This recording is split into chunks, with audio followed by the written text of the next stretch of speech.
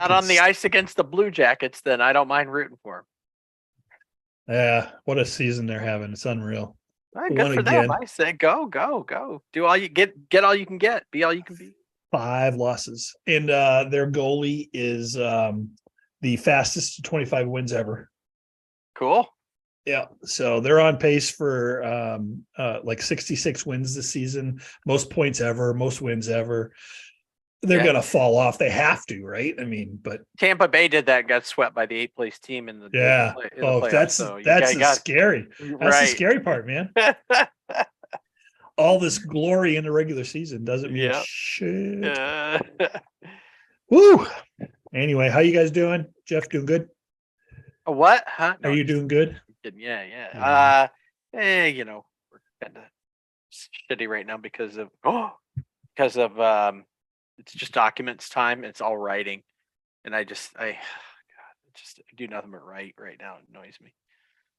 Well, anyway. The bank switched to no goals, just behaviors. Blue? Just behaviors, right? No goals, just behaviors, but we have goals. So we're trying to figure out how it's working. So whatever. Yeah, no kidding. That's okay. That's okay. That's all right. Nobody worry about. I got the Bushwood hat. I should put that on. I'll wear that next week. I do have the Bushwood, and I have the bet you get a free bowl of soup with that hat. I got that hat too. Hey, Aaron, you feeling better? Y'all healed? No, not really. No, I'm still like 70%. Nice. No sore throat, no coughing, so that's great. I can talk, but I'm just still run down. Yeah, I feel you. I was like I told Aaron, I was in bed at 5:00 last night. Dude, oh, I was tired, and not sleeping the greatest. I had some pain that wasn't the pain that I had before.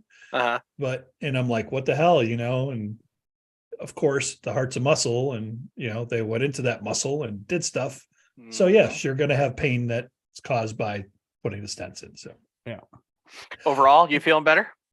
I don't have the pain. I still, I played a little basketball Saturday with Lauren at the gym at the school. Got winded faster than I thought I should, but again, it's faster than I think I should. And I know there's some rehab that's going to be involved here to get the heart going again. And are you going to be doing physical therapy for that? Like, are you going to see someone for that? Yeah, there is some physical therapy to do for it and stuff like that. But I've lost some additional weight, I know, because I've tried on clothes that haven't fit me for a while and they fit me now. Nice. I gotta drop about 50 pounds to get down that 200 range.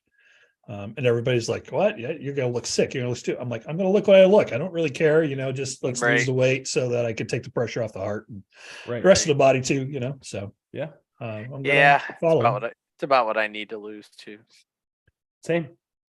Well, let's get going then. 150 pounds between 3 people. That's a whole nother person. Shit, Brooks almost there. Oh, really? She looks so good. She's over 90. She's trying to get to 100 down by the 6-month mark. So wow, good for her. That's freaking spectacular. Yeah, she's doing great. Awesome. Good news. Good to hear. Mm-hmm. All right. So I'm ready whenever you guys are. All right, cool. Let's do it. Hello, everybody. My name is Aaron. Mike. I'm Jeff. Welcome to another episode of the Amped Golf Podcast. Yeah, right. Easy for you to say. Yeah, we've been a little inconsistent lately, but we've had some health issues that have been going on, so apologize for that. Should be good to go going forward, though, hopefully. And with that said, there's only 72 days till the Masters. That's nice.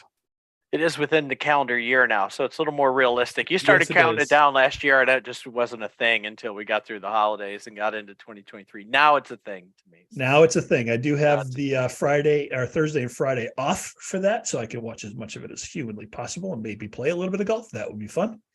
But one of the favorites for the Masters this year, Rory McIlroy, better be careful, or he could be next in line to get sued by Captain America, Mr. Irrelevant, Patrick Reed. Wait, Patrick Reed may sue Rory McIlroy like for things that he's saying about suing everybody. Yeah, but he's suing everybody. So last week, Aaron, you were kind of with us, but not really with us. He's going after CNN for $450 million or something, and apparently they're in Dubai right now for a tournament that's coming up this week, and they're on a practice facility. And Rory was doing something, and Patrick Reed came up next to him, stood next to him, and Rory didn't acknowledge him. Oh. And then something happened, and Rory moved, and Patrick moved to try to get his attention again, and Rory failed to acknowledge him again. Oh. So, Table for One decided to take a tee out of his pocket and throw it at Rory. Seems like assault. Yeah. That's what I was thinking. I actually wrote it down. Isn't that considered assault? It's like assault, So Patrick Reed needs to probably get over himself for a little bit, right? So crazy, man. He needs to spend more time with his family. That's why he joined Live Golf, so he could play less golf. Right. I don't know what to say. I'm hoping that his family can help him get through these trying times where Rory McIlroy won't pay attention to him. So I have news for him. Rory's not going to date him, so it's just not going to happen. No. And we all know Rory has no love lost for the people that went to Live, although I think he should get over himself there too. Let them play where they want to play. I don't think friendships should dissolve over it. I think that's ridiculous. But Patrick Reed is he's so unlikable. Well, yeah, when he does shit like that, it's kind of hard to to like the guy. God, he's just so unlikable. So seems like just a kid just trying to get attention. Like, hey, look at me. Look at Rory. Hey. Yeah, it had popped up on a couple of reports that I saw later in the day, and on Twitter, it showed up on Twitter. So if it happened on Twitter, it's got to be real, right? I'm not sure if it actually happened, but this is what's being reported by a couple different sources. So let's go and run with it. Jeff and I exchanged a few text messages on Sunday about some of the coverage on the LPGA, and I didn't find it to be all that fascinating. It definitely didn't hold my attention. And why don't they have shot tracers on the LPGA? Like none. No, not a bit. So, and we talked about this before. They just don't send their A crews and their A tech and anything else there, which is really sad. I think did they have any shot tracers even at the ladies majors last year? I'm trying to remember if they did or not. I want to say I do remember seeing some here and there. However, in the last few tournaments I've watched, I haven't seen any shot tracers from the ladies. Yeah. Well, Brooke, commanded the field for basically the entire tournament. Yeah. Right? So there was pretty much start to finish. Yeah. There was very little drama. There was a little drama at the end of the second or third round where somebody closed to within 2 strokes, second round. And that was really about it. After that, Brooks' lead got back out pretty extensive. So there was no on-course drama. So you got to have something a little more exciting to get you to watch, right? And I think could do better. Better commentators, better tech. Falling asleep doesn't even explain it. And the same can be said for some of the PGA coverage. And I bring this up because CBS is starting its 66th consecutive season covering the PGA. Trevor Immelman, who we've talked about a little bit too in the past, is only their 5th lead analyst in this time. They're going to be alternating between CBS and NBC for pretty much all of the events. Right. CBS will have 11 of their elevated events. That includes the Masters and PGA Championship. But what is it about the coverage? And I'm just throwing this out there. We don't have to really dive into it too much.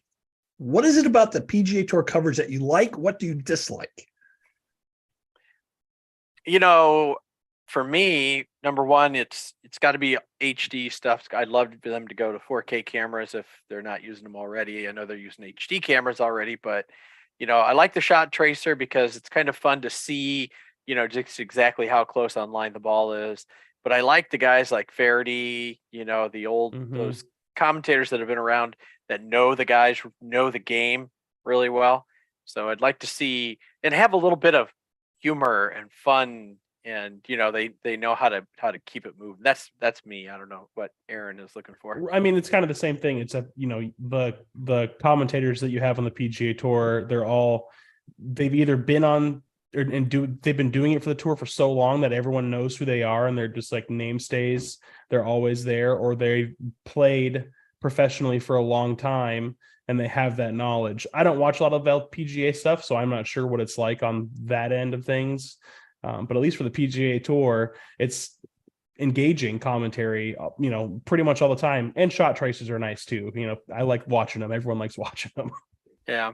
Yeah, absolutely. I agree with that. I'd like to see or hear more from the players in tournament. And I know it's probably not possible to mic them up because it's bulky, right? You've seen during some of the other made for TV events where they're mic'd up, it just doesn't look like they're all that comfortable with it. They have battery packs and mics hanging out and stuff like that. But I'd love to hear more from the players too. If you could catch them with talking with their caddies a lot and stuff like that. Because we've heard it, Spieth especially, we've heard him talk with his caddy a lot.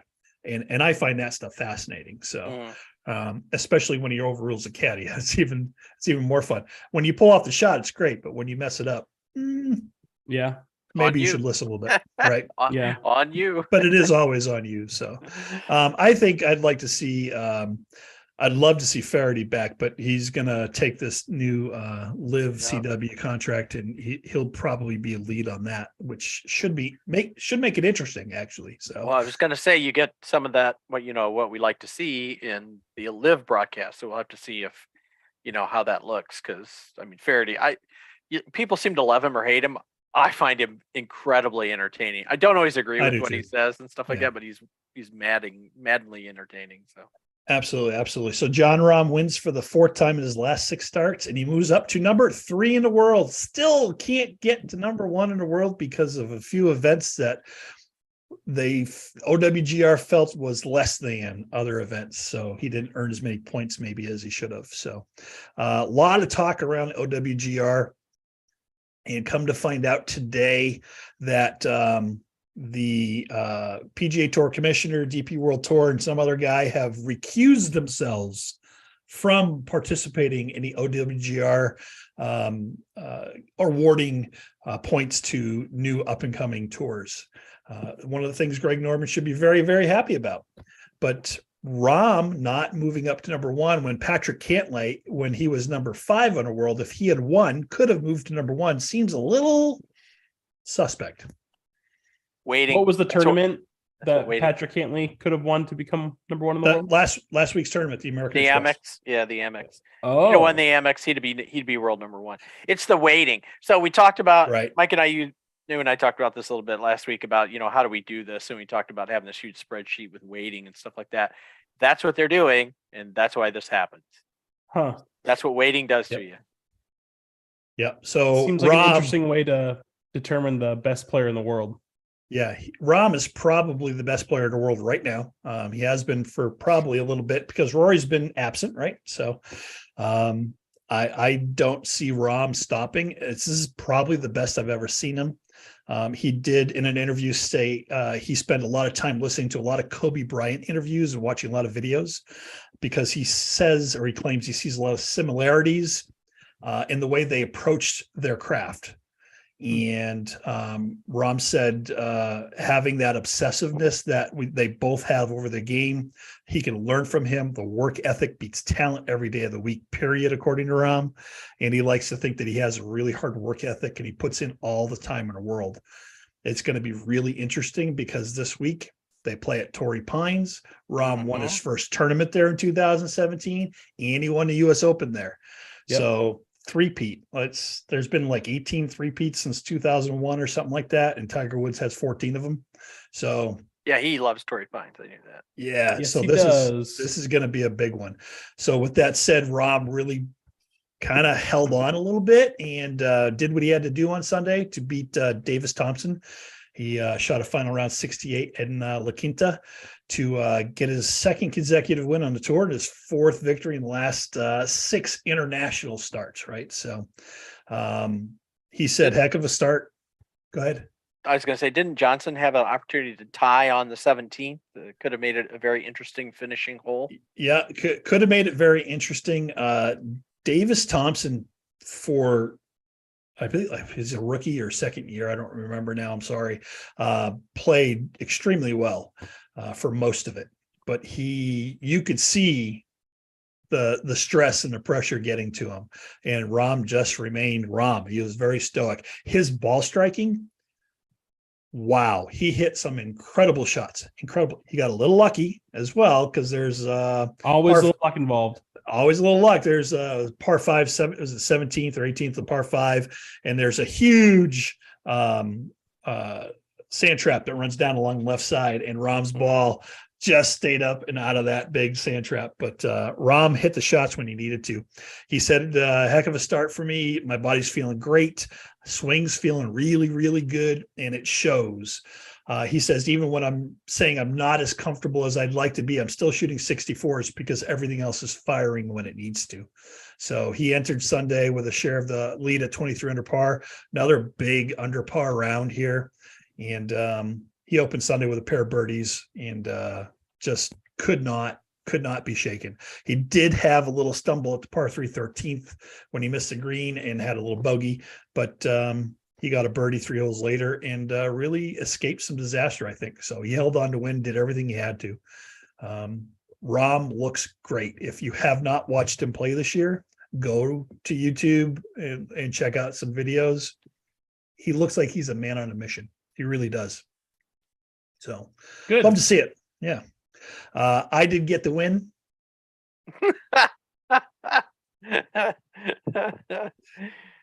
Riding on Jeff's coattails from the previous week because Jeff got to win that week. So sure. Thompson said, competing against the best in the world is my dream. And I did that today, proved I can hang with him. It was a lot of fun. He had a lot of nerves. He said there was a lot of nerves. Xander Schauffele really did well too. So he had a 10 under par 62 on Saturday.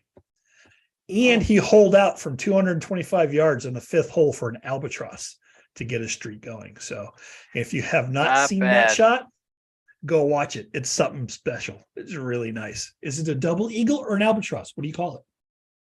Either or. It works. It works. I think as long as everybody knows what you mean, right? Right.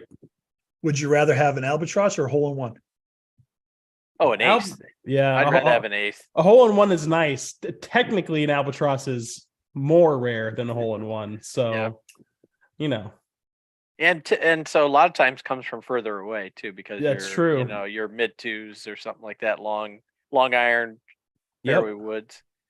Yep. So the win shakes things up just a little bit for the world golf rankings, and not a ton, but Rory stays in number 1, Scotty in number 2. Jon Rahm was up to 3. Cam Smith drops to number 4. No surprise there. He's not playing. So Cantlay stays number 5, Schauffele number 6, Zalatoris 7, Morikawa 8. JT drops to number 9 and Fitzpatrick at number 10. JT didn't play, neither did Spieth. I believe JT got married and they were both at the wedding. So good congratulations to Spieth and the new bride, JT and the new bride. And look forward to seeing you guys on tour here soon. Up next, we have the Farmers Insurance Open at Torrey Pines. Torrey Pines is one of those courses, right, Aaron? That's just layered with history and one of those bucket list courses everybody wants to play. It's a very, very doable bucket list course because it's a municipal golf course. So I had a tee time. On it. We can go play. Never gonna let that go. It's not crazy cheap, but it's definitely not super expensive either. It's an average. If you want to play Torrey Pines South course, you're probably going to pay about $220. Oh, that's not bad. I paid more than that in Mexico to play some courses. If you are a San Diego City resident, you can play Torrey Pines for $60. Yep. How much does it cost to get a P.O. box in San Diego for 6 months to establish residence? Is it worth it? So that's the South course. North course rates are going to run you non-residents about $140. That's not so bad. To play probably one of the top 5 municipal golf courses in the country. Right. It's definitely very doable. Definitely doable. I wonder how far out you have to book a tee time. It's probably pretty packed, right? It says if you get advanced booking, and I'm not sure what this means. It says advanced booking fee per player on either course for non-residents is $47 around. So I think if you book far enough in advance, you actually get a discount. So you pay, almost $300 to play there. It's not. It's got to be worth it, right? Everybody says it. So it's Torrey Pines. Oh man, someday, right? Yeah. Luke List was the defending champion here. I'm not sure he's going to be the champion again this year with the way some of these people are playing. Rom's going to be there. Finau, Morikawa, Schauffele, JT, Zalatoris, yeah. Taylor Montgomery, Jason Day. If you want a dark horse, yeah. So there's a lot of people playing here that really have a solid chance of doing it. And I'm sorry, but if I hadn't picked Rahm, I'd pick him this week because this is one of his favorite courses. I did not look far enough ahead on this one. Well, no. See, I really want to hold on to my Rahm pick for a major, I really, really want to hold out for a major for him this year. So I'm not gonna, as much as I want to, I'm not going to. If Tiger Woods was playing, I'd pick Tiger just because he's. How many times has he won there? Yeah, he's won here 8 times. Jeez. He also won. So technically, and I have a couple pieces of fun stuff about Torrey Pines, and one of them is Tiger Woods has won at Torrey Pines 8 times. 2 of those times were in the same year because he won the Buick Invitational in 2008 and the U.S. Open at Torrey Pines. That's crazy that they had the U.S. Open at a venue that they had a previous PGA Tour event at. Technically, the Farmers is played between the North and South courses. Right. Yeah, it's the North course the first 2 days, and then the South course the final 2 days. Right. So, and then I know, didn't they change it last time? Didn't they add a couple holes from the North course? Didn't they mix the 2 together? That's what I thought. Open? Yeah, that's what I think they did something. Yeah, so that's crazy. I couldn't find. I swear I read this earlier today when I was looking into this, but I couldn't find the article that I read. Apparently, Tiger Woods has technically won there 9 times because he also won a junior tournament there as well. So he is Ferris Bueller of the golf world. Yes. 9 times. Yeah. 9 times. Only certain people will get that reference. Well, that's what nobody got my date reference. He's not going to date her. So that was a reference to, not a movie reference, but. Yeah. So Tony has picked Xander Schauffele this week. I'm going to go with Justin Rose. Okay. All right. That's a wild one. Yeah. There. I was like, wow, I did not have that on my bingo card. I can't remember everyone I picked. Have I picked Max Homa yet? That's my pick. I don't have the list in front of me. We'll go with it. Pick a secondary just in case. Will Zalatoris is my secondary. Okay. All right. I think I picked Zalatoris. I was eyeballing Schauffele too. He had a good week last week, so he did. He's putting his game back together. Hopefully that carries over to this week. So I'll go with Schauffele. All right. It's going to be an interesting week. I don't think Justin will actually win it, but I think he'll do well enough Former to world number 1. Get me some dough, right? And Olympic champion. What's the standing? We haven't heard the standings in some time. I mean, I'm not ready for the standings with all the issues that have been going on health-wise. I'll do my very best to have the standings for everybody, but I believe I'm back in the lead after winning again last week. I doubt that. I highly doubt. Did you hear that? Winning again, so I highly doubt that. Hey, Ohio has now allowed sports betting. We should start betting on these things. That's right. Yeah, no. To go back to the Tiger Woods Torrey Pine thing, because it's kind of crazy. So he won when it was still the Buick Invitational, he won in 2005, 2006, 2007, and then twice in 2008 at Torrey Pines. Wow. I mean, wow. Yeah. That's pretty nuts. Yeah. When's the last time anybody's done that? Wait, I haven't really seen that in a long time. It's crazy. Okay, cool. Tiger is the man. We all kind of understand that, while other people will argue that he's not the man that Jack is. I think they're 1A, 1B, and they've both done a lot for the game, but Tiger's really brought a lot more people to the game, in my opinion.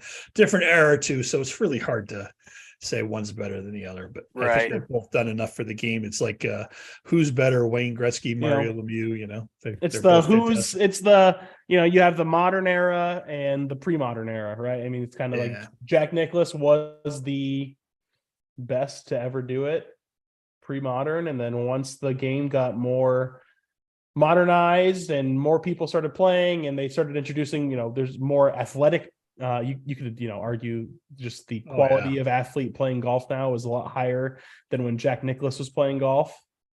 And the golf clubs, it's just the equipment alone is Equipment has changed dramatically. really changed. Exactly. So some of these clubs that they're testing right now, we'll talk about some of the YouTubers that are doing the testing are just this year's clubs. Wow. Yeah, they've seen some of the new Unbelievable. Callaway stuff that they've been introducing, and The paradigm is it looks unbelievable. pretty, I've looks seen pretty the cool. paradigm.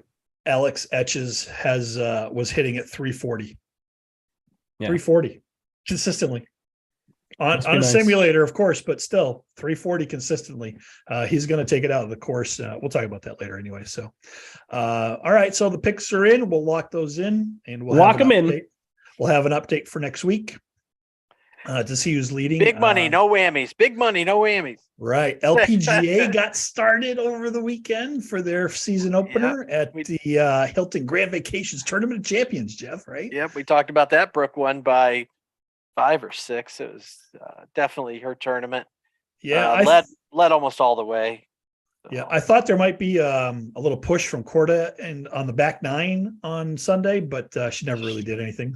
So she was Rory at the Open Championship. Par. Consistent. Just par. Yep. Par. Max Homa released a story, a statement about Nelly Corda saying she is one of the greatest golfers he's ever seen. Every shot she wanted to hit, she hit. She almost hit the flag multiple times from the fairway. She's what every PGA Tour pro wants to be when it comes to striking the ball.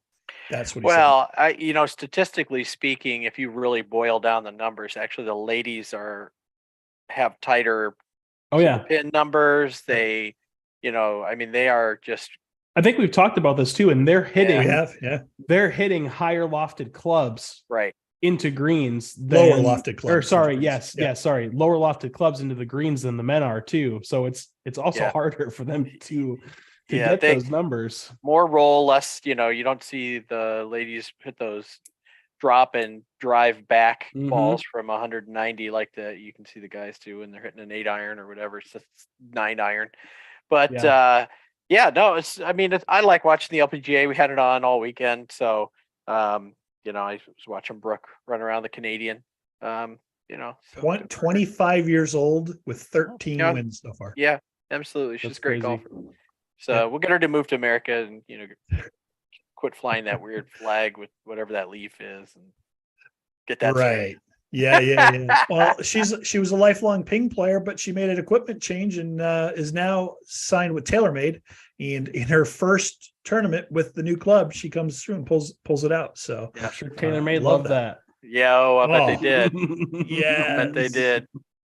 Yeah, they loved it a lot. So the only problem with them starting is that we don't see them again until the last weekend of February. So they get another month off, right? They hop on a plane, head over to Thailand, and play over there the weekend of the 23rd, 4th, 5th, and 6th. So they'll be over there.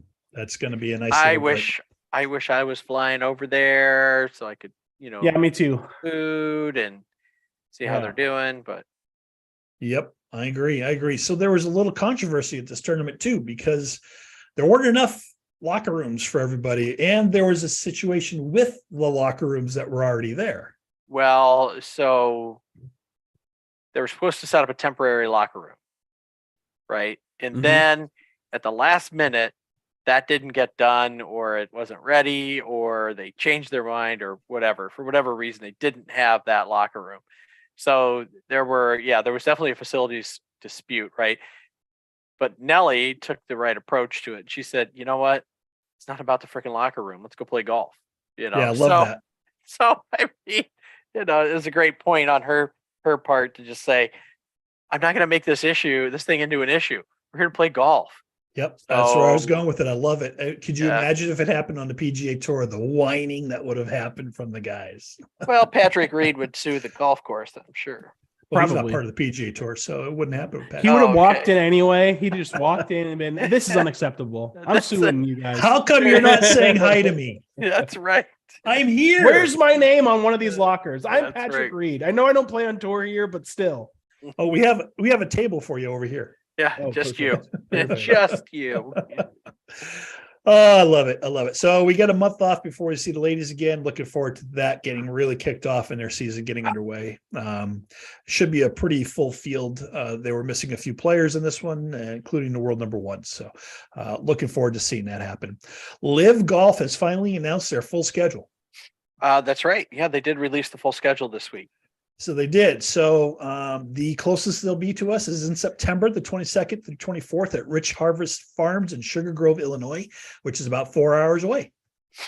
I wondered if they were coming back to the Chicago area. That answers that question. I haven't looked at the schedule. So. Yeah. So they start off at El Chameleon Golf Course in Playa del Carmen, which is a Greg Norman design, which was also the site of a former PGA Tour stop. That's gone now. They go to the Gallery Club in Tucson from March 17th to 19th. Orange County National, Crooked Cat in Orlando, Florida in March 31st to 2nd. April, they have the Grange Golf Club in Adelaide, Australia. And then they go to Sentosa Golf Club in Singapore. Then they come back to Oklahoma at the Cedar Ridge Country Club, Broken Arrow. Trump National in Washington, D.C. in May. In June 30th to July 2nd, Valderrama in Spain, which is, that's, if it's on and I can watch something, I want to watch that because that course is one of the best in the world, really one of the best in the world. Then they go to Centurion Club in London on July 7th through 9th. So over my birthday weekend. And August, they come to the Old White Course. I love the name, right? Old White. The Old White Course in Sulphur Springs, West Virginia. West Virginia, yeah. Yeah. Then they go to Trump National in Bedminster, New Jersey again on August 11th to 13th. Back to Rich Harvest Farms in Sugar Grove, Illinois, which is something that we might be able to go see. So we'll have to look at what's happening there.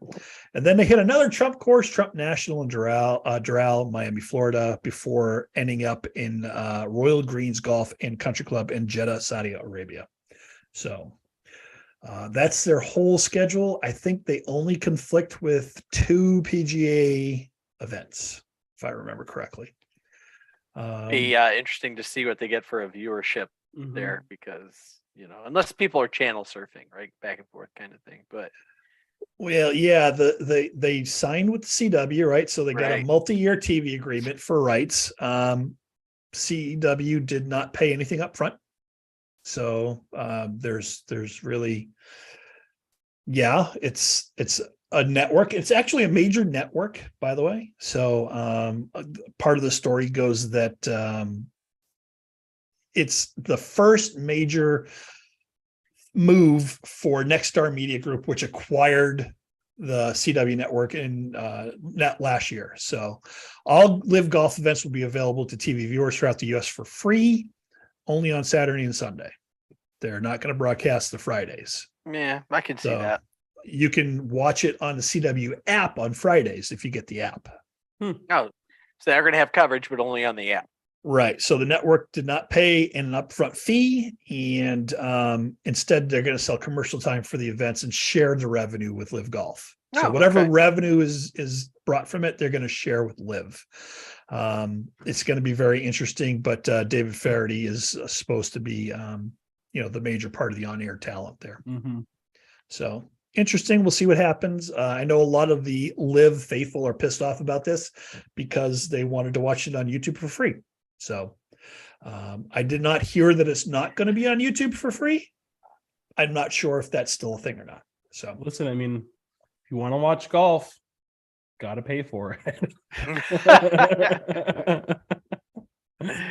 Well, except the Masters. That's true. Yeah. So, of course, speaking of Live, I mean, did you hear that? Just to read the peeing contest that Tiger and Greg got into? Yeah. Battle back and forth. I didn't. Yeah. Tiger has been on Greg for a while, so yes. And Greg's firing back now, and Greg's doing a lot of, if you don't think your favorite blah blah blah isn't involved with Saudi Arabia, you're sorely mistaken stuff. So right, and people are firing back at Greg saying, you're right, they are. They're just not owned by Saudi Arabia. Yeah. So, well, they play the whataboutism game, and that's sure never a good way to run a conversation. So. Yeah. So and Norman, he won, right? He demanded that Monahan and Keith Pelly and recuse themselves, right, from the OWGR panel because they were the ones holding them back. Well, they did that. So OWGR is now going to look at the application as the Masters, the PGA, the Open, and the US Open Championship. Those guys, those four people are the ones now looking at it. So if they decide not to give world ranking points to LIV, what does LIV do in response to that? Since so far the Masters has said, yeah, LIV players are going to play in it. And I believe the Open Championship has said the same thing. I'm sure the US Open is going to probably follow suit with that. Don't know about the last one, but what do you do if you're Greg Norman? What, do you stomp your feet?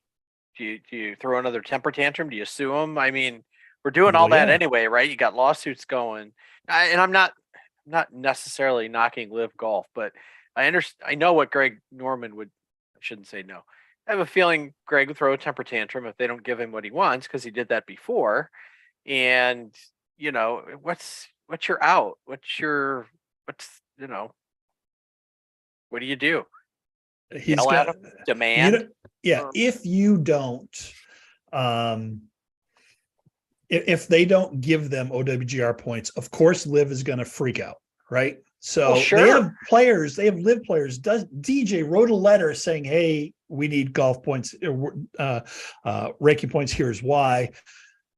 But they're trying to circumvent the system. I'm not saying the system is good, but the system has been in place, right? And they're trying to go around the system and say, hey, all these players are suffering because they're not getting awarded points right now. Well, shit, you knew that going into it. Well, consequences. Right. I mean, I'm not trashing LIV. And again, I don't want to get into this. We hate LIV. I don't hate LIV. I'm going to watch LIV. I'm going to watch players that I like on LIV. Right. I don't like the team names, obviously, but I like the team concept. Come on. Right. I like the team concept. I think there's some validity to it. They have a TV contract. They're going to get seen by more people. I don't know that the CW is carried overseas, though. So how are you going to watch LIV in the few events here? We'll go backwards for a second. Was there 4 events overseas? The rest are here in the United States. Mm-hmm. I thought there were 5, broadening the game of golf and trying to grow the game of golf, especially around the world. Well, what are they doing stuck in the United States? Well, it's a good point. The PGA with more events. Let's see, they hold events in Scotland, England, Ireland, but I don't know that they go to Australia. No. Mm-mm. So it's just United States, Canada, Mexico. Well, okay, so North America, and then England, Ireland, Scotland, right? Wales. I mean, I don't know if they go to Wales, but Japan. Oh yeah, Japan. Good Can't call, forget Aaron. Japan. Yeah, thanks, Aaron. Absolutely. So I mean, good point. I mean, the PGA already does some traveling. Just they not a ton. Yeah, I'm a little surprised there hasn't been more noise with the LPGA and LIV. I thought something might come of that. Been quiet, been really quiet. We're reading the same articles about LIV and the president of the LPGA and Greg Norman, the old, we'll have a dialogue, wouldn't mind talking to him, love to advance the game of golf. That's been going on for 6 months. That's the same thing. Yep. Aaron, you were going to say something? No, it's just, I would imagine, the PGA, they market more towards the American audience because that's who they want to watch. That's who they want to have watching, and LIV's trying to market to a more global audience. And yet I would imagine they're definitely trying to look for sponsors elsewhere outside the United States, but I don't know any other major TV networks outside the United States because I don't live anywhere else except for the United States. So like BBC, even but I don't know know. how Yeah. I don't know how you get on that one. Right. And I don't know that there's a big demand for a live style golf Right. in England, you know. And I would imagine in most places outside the United States and, other, developed Western countries, the average person isn't going to be interested in golf. And if they are, they probably don't really have the means to watch golf as much as we do here or in England and other places like that. I'm not sure what the average golf fan is like in Saudi Arabia. I would imagine they're probably pretty wealthy, and it doesn't appeal to a very wide range of people. Right. Right. Unless they're building a soccer stadium for you and they're using people from other countries. Let's not go there anyway. So, hey, indoor skiing. Indoor skiing. You got to love it. You do got to love it. I love that. That just cracks me up. That's Dubai, but still. So, not entirely off subject because it has to do with Trump, but there's a great story out there. Trump International Golf Club in West Palm Beach. Is this what we were talking about right before we started? Yeah. In West Palm Beach, had their senior club championship over the weekend, and Trump won it. Members arrived on the second day of the club championship, surprised to see that Trump had a 5-point lead, but he never played the first round. Is this the same as the Putin hockey game where he scored 9 goals? Apparently, Trump had to attend a funeral in North or South Carolina of one of his supporters, right? But he claims he played. He told the organizers he played a strong round on the course on the Thursday prior, 2 days before the tournament started, and decided that would count as his Saturday score for the club championship. That score happened to be 5 points better than any other competitor on Saturday's first round. I mean, that's so stupid. I love it. I love it. I love it. I love it because, hey, I own it and it's me. It's reminiscent of some North Korean leaders claim that he shot an 18 on 18 holes of golf, right? Hole in one in every hole.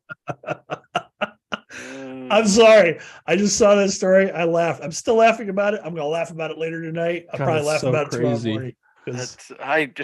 I would like to tell you I'm surprised, but I declare I'm the winner. The ego. Yeah, he's just walking up on stage. Doesn't matter who wins. He could have showed up Sunday after everyone had played, and all right, hey, thank you all for this honor. It's been great. I'm proud to win this by 3 points. Didn't swing a club. Oh my God! I cannot wait. It makes me laugh. It just makes me laugh every time. So, on YouTube News, a friend of the channel, Matt Walter, has been releasing some really good content lately. I think everybody should check it out and definitely subscribe to his channel.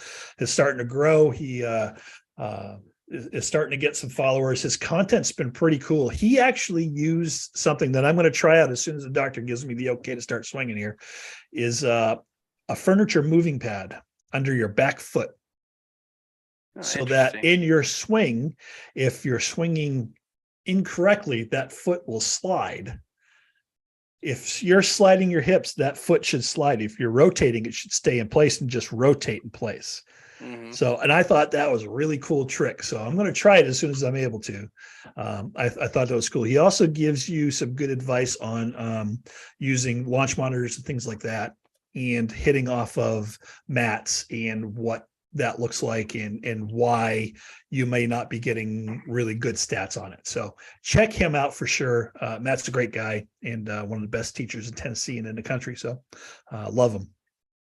Good is on a roll. Aaron, I don't know if you've been paying attention to it at all, but so far they've played a match with Xander Schauffele. Then they played another one with Ricky Fowler. I didn't watch the Xander one yet, but I watched the Ricky Fowler one. It was pretty awesome. And Bubby got a lesson from David Ledbetter. Yeah. So nice. That's pretty cool. They've also since we're talking about good, they and do you know who Bob Does Sports is? Yeah, I do. So that channel and Good both signed with Callaway Golf and have become brand ambassadors for Callaway Golf. They did. Yeah, they have a good video of them going down and getting fitted, which is I love watching videos of people getting fitted. I think that's really interesting. Oh yeah. Yeah, I'd love to go through a fitting. I know Jeff was saying Mary's been to that Callaway headquarters, Carlsbad, California. Yeah, and got fitted there. So that's something cool. That'd be a bucket list item to go to a manufacturer like that and get fitted. Any manufacturer, hint, and just Mizuno. No, Mizuno. Mizuno. Yeah. Hey. Aaron and I both play Mizuno. Jeff's a ping guy, but that's okay. I am right? I'm a ping guy. Yep. That's okay. Ping and Callaway. Former good members Micah Morris and Grant Horvath have signed with TaylorMade and just released videos with them with TaylorMade. So they got to go to the kingdom. Yeah, and so Mizuno gets kicked to the curb. Both Grant and oh my God, good guy, Aaron. Grant and Garrett. Garrett, thank you. Jeez, Garrett Clark were former Mizuno reps. So, and we got room here in the Amp Golf for That's Mizuno. right. Yes, we do. Oh yeah, tons of room, and some of us are already playing it. I'm sure we can convert other people to it as well. But there's a room. I'm open. Mizuno really came through for good when they were in England with Rick Shields, and their clubs got lost or not delivered. Right. Yeah. So Mizuno rep in England was able to reach out to people he knows and pretty much just gave them bags his together. Golf club, like his golf set and a buddy's golf set. I was like, here you go, you guys can use these. Yeah, and just unreal service from Mizuno. I love their clubs. I'd love to get fitted for driver and 3-wood shafts and maybe a hybrid or something like that, because I really think I'm hitting the wrong shafts here. My spin rate's so high, but hey, Mizuno. Right? Seriously. Yeah, we're not, Grant and Garrett, but hey, we're okay. Foreplay guys are cranking out the content. If you have not watched Foreplay in a while, I know they're not everybody's cup of tea, but so I just started. Whenever I saw you next time, I was going to talk to you about this because we recently went back and started watching some of their videos, and they have over the last couple of months a couple of really interesting ones, and one of them is Frankie has gone to see a sports psychologist. And a renowned golf sports psychologist to help him with his chipping yips. And he has maybe the worst chipping yips I've ever seen anyone. Oh, they were bad. Yeah. Butter knifes it across the green constantly. Can't do it. And he said that since doing that, he's went from like a 10 handicap to like a 5 or a 4. I gotta say they're playing really good. Jeff, do you watch them at all? I don't. They're a group of guys. There's they've added another player to it, and they're pretty down. Barstool Sports, that's who they're going to drink and swear, and they play after a hard night of drinking. They do. Barstool Sports puts on a series of golf events all over the country, right? And they release a schedule. I don't know, something like 20 events that Barstool's doing. But Kisner plays with them a lot, and they roll up after a heavy night of drinking, like all night or drinking till 3 or 4 o'clock in the morning. They're pulling up to the first tee, like, oh god, Jesus, let's see what this is gonna do. A lot of people like them because they're kind of like us. They're regular guys. They're going to get out there. They're going to swear a bunch. They're going to hit some shanks, but they're also going to hit some good shots and have a good time. So right. Their content is they really are cranking it out right now. So I highly recommend checking it out. It's a lot of fun. And their golf has been better. They are playing some good golf. Frankie in particular is playing some strong golf. It was just really interesting to watch that video because it was very different from their normal like formula that they do. They went into a lot of detail about, why Frankie struggles with this and kind of, all the bad negative thoughts that you have in golf. And one of the things that I took away from that process is the sports psychologist was really, really working on having a routine before you shoot or before you do your shot, and doing that same routine every single time before every single shot. You should pick where you want to shoot. He said, if you're like Frankie, like if you have like really fast paced brain, you should really slow yourself down when you're doing this, because a lot of times people tend to rush their routine and that they then rush the shot and it produces a bad outcome. And then you get in your head about it. And then that just breeds a bad negative cycle that just really fucks up your whole round. But he was really adamant about find a routine, rehearse it, go through it slowly, and then, set the pace, do stuff like that. And that was a huge, I guess, game changer for him. And he halved his handicap because of it. Yeah, I'm that way with putting right now, right? Need to extend it the rest of my game, but like I have the same putt routine every single time. So, and the pro that Mary and I took lessons from years ago, she was very much into the sports psychology, had written some books on it, and that was really her focus, was the mental game. So it's interesting that you're talking about that. So yeah, I think that's something that I struggle with a lot, is just feeling rushed and feeling like I need to go, but I can take a minute to pick my line, take a good practice swing, step back, address the ball, do a little waggle, or just have my routine and go through that whole thing every single time. And just having that ritual that you do before every shot, kind of, it's just, it helps you get into that headspace. Right. Get your brain in the right spot. Yeah, absolutely. Yeah, no, I agree. And I think we all, especially if we're playing together and we're annoyed at there might be a slower pace of play. Maybe we're the ones that are the problem, right? Started thinking about we probably are, honestly. I mean, yeah. I thought about that a few times, where it's like, man, we finished around in 4 hours, and it's like, part of me is anxious because, I just spent 4 hours on the golf course, but then part of me is like, that's a pretty normal round of golf. You know what I mean? Like that's also standard. A normal round of golf. Right. So yeah, I agree. Matt Walter also released a video, and I haven't watched this one yet. Something about you should never coach your friends. So never. Maybe we should watch that one too. Yeah, never coach friends. He's probably not wrong. He's probably not. So check out their content. We really liked it. Stacked Golf, which if you haven't watched Stacked Golf, it's John and Ash. They do a lot of shopping and thrifting for golf clubs, and it's one of the reasons I like them. He is extremely knowledgeable about, this is a good golf club for this. If you do this, this is really great. These are great prices. These are not great prices. So you can really learn a lot by watching them walk through thrift stores, secondhand stores, play it again, stuff like that. They do. They're in Florida, so they have a lot more access to golf clubs than we do here in Northwest Ohio. But you can learn a lot from them. And they were just at the PGA Merchandise Show, which is something that I would love to go to at some point. I would also love to go to that. It's down in Florida. It just happened. And you get to go to, everybody's there, and you get to hit everything and try every club. And it's pretty cool. It'd be a fun weekend, I think, for us to do. So I like them a lot. No Laying Up is a favorite of mine. I know, Aaron, you like them quite a bit as well. Their content, especially their tour stuff, is fantastic. Jeff, I think you would love it. Their series on Michigan is fantastic.